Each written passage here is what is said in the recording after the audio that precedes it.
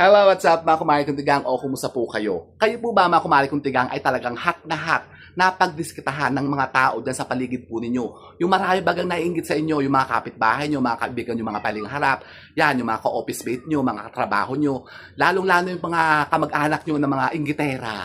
Naku, alam niyo po ba mga kumari kong tigang na mayroong isang napaka-powerful po na pangontra sa kanila na pwede po nating ilagay sa harapan ng ating mga pintuan para yung mga sinasabing mga negativities na yan ay makontra natin at tayo po'y tigilan para hindi tayo malasin. Ano yan? Ito po ha mga kumari kong tigang, kayo po'y magsabit lamang po ito sa harapan po ng inyong mga pintuan. Maganda ko kung dalawa po.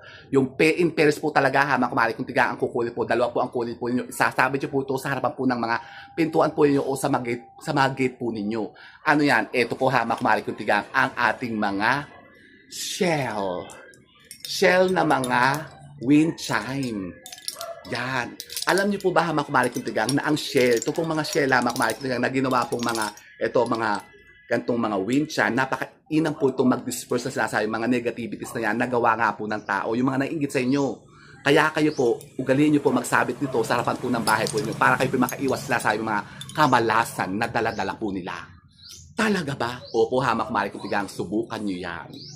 Ah.